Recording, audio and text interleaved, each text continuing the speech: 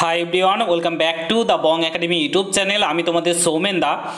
তো বন্ধুরা, তোমাদের ওবিসি কেস মামলার একটা রায়, 12 লক্ষ ওবিসি সার্টিফিকেট বাতিল মামলা খারিজ করলো সুপ্রিম কোর্ট। এই নিউজটা গতকাল থেকে তোমরা প্রচুর পরিমাণে দেখতে পাচ্ছ। তোমাদের 12 লক্ষ ওবিসি যে সার্টিফিকেট বাতিল মামলা, সেটাতে সুপ্রিম কোর্ট খারিজ করে দিয়েছে। কলকাতা হাইকোর্টের যে রায় সেটাই বাহাল রেখেছে, এমনটা কিন্তু তোমরা শুনতে পারছো এবং তোমরা বিভ্রান্ত হয়ে পড়েছো। আসলে ব্যাপারটা কি হয়েছে? তাহলে কি ওবিসি কেস মিটে গেল? এবার কি তবে তোমাদের ডাব্লিউবিপি এবং কেপি এক্সাম সংগঠিত হতে চলেছে? এই নিয়ে তোমরা অনেকেই কনফিউশনে রয়েছো, কেউ কিছু বুঝতে পারছো না ম্যাটারটা। পুরো ব্যাপারটা তোমাদেরকে খুলে বলছি, ক্লিয়ার ভাবে শর্টভাবে তোমাদেরকে বলে দিচ্ছি, চিন্তা করার কিছু নেই, ঠিক আছে? শর্টভাবে তোমাদেরকে বলে দিচ্ছি। এবার কি তাহলে তোমাদের ডাব্লিউবিপি কেপি এক্সাম হতে চলেছে, হাতে কি তোমরা আর সময় পাবে না? সমস্তটাই বলছি, পুরো ভিডিওটা দেখার চেষ্টা করবে। চ্যানেলে নতুন হলে অতি অবশ্যই চ্যানেলটাকে সাবস্ক্রাইব করে পাশে থাকা বেল আইকনটাকে প্রেস করে দেবে। যখনই আমি নতুন ভিডিও আপলোড করব তার নোটিফিকেশন সর্বপ্রথম পেতে অতি অবশ্যই চ্যানেলটাকে সাবস্ক্রাইব করে দেবে। তো অন স্ক্রিন তোমরা দেখতে পাচ্ছ, আর্টিকেলে তোমরা নিউজ চ্যানেলগুলোতেও দেখতে পাবে, 12 লক্ষ ওবিসি সার্টিফিকেট বাতিল সংক্রান্ত একটি মামলা খারিজ করে দিল সুপ্রিম কোর্ট গত 31শে জানুয়ারি। এই মামলায় কিন্তু বিচারপতি তোমার গাবাই এবং বিচারপতি অগস্টিন জর্জ, তিনি কিন্তু তারা জানিয়েছে ওবিসি সার্টিফিকেট বাতিল মামলা হাইকোর্টের যে রায় দিয়েছে তাতে হস্তক্ষেপ করবে না, ঠিক আছে? হস্তক্ষেপ করবে না সুপ্রিম কোর্ট। পাশাপাশি সর্বোচ্চ আদালত ওই মামলাটি খারিজ করে দিয়েছে। তোমরা এখানে দেখতেই পাচ্ছ। তাহলে কি তোমাদের ওবিসি কেস মিটে গেল? 12 লক্ষ ওবিসি তাহলে কি বাতিল হয়ে গেল? 12 লক্ষ যারা ওবিসি, যারা 2011 সালের পর ওবিসি, 2011 না 10 সালের পর যারা ওবিসিতে অ্যাপ্লাই করেছে, 12 লক্ষ তাহলে ওবিসি বাতিল। তাহলে এবার নতুন করে ওবিসি হবে।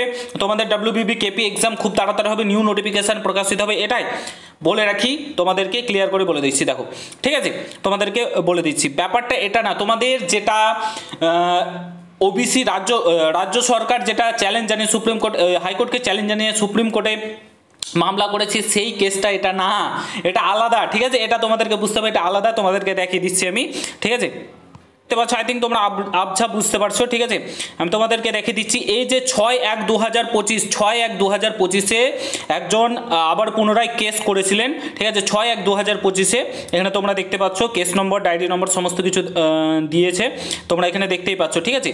এই যে কেসটা, ঠিক আছে, সেটার হিয়ারিং হয়েছে তোমাদের 31/1/2025, ঠিক আছে? 31/1/2025। তো এই কেসটাকে খারিজ করে দিয়েছে সুপ্রিম কোর্ট। কেন? কারণটা বলে দিচ্ছি। এই যে এই পিডিএফটা তোমরা দেখতে পাচ্ছ, যেটা জাজমেন্ট এসছে, ঠিক আছে? তো ডিলে হওয়ার কারণে 16/5/2024 আই থিঙ্ক তোমাদের 16/5/2024 কেস হয়েছিল, ঠিক আছে? কলকাতা হাইকোর্ট রায় দিয়েছিল। তো তারপরে কিন্তু তোমার রাজ্য ভার্সেস আরেকজন যাই হোক চ্যালেঞ্জ করেছিল, এটা আলাদা কেস। সেটা ডিলে হওয়ার কারণে কিন্তু সুপ্রিম কোর্টের তরফ থেকে খারিজ করে দেওয়া হয়েছে। এটার সঙ্গে তোমাদের ওবিসির যে পুরাতন যে কেসটা রয়েছে সেটার কোনো মানে নেই, ঠিক আছে? তোমাদের ওবিসির যে নেক্সট হিয়ারিং রয়েছে, রাজ্য সরকার চ্যালেঞ্জ করেছে, সেটা 18/2/2025 আছে, ঠিক আছে? এটার সঙ্গে কোনো সম্পর্ক নেই, কিংবা কোনো জাজমেন্ট সুপ্রিম কোর্টের তরফ থেকে কোনো, এটা আলাদা পুরোপুরি কেস, ঠিক আছে? তোমাদেরকে সেটা বুঝতে হবে, এটা পুরোপুরি আলাদা কেস, ওটার সঙ্গে কোনো তোমাদের সম্পর্ক নেই। এই যে এগুলো দেখতে পাচ্ছ, তোমাদের এগুলো কিন্তু সুপ্রিম কোর্টের তরফ থেকে জানানো হয়েছে, ঠিক আছে?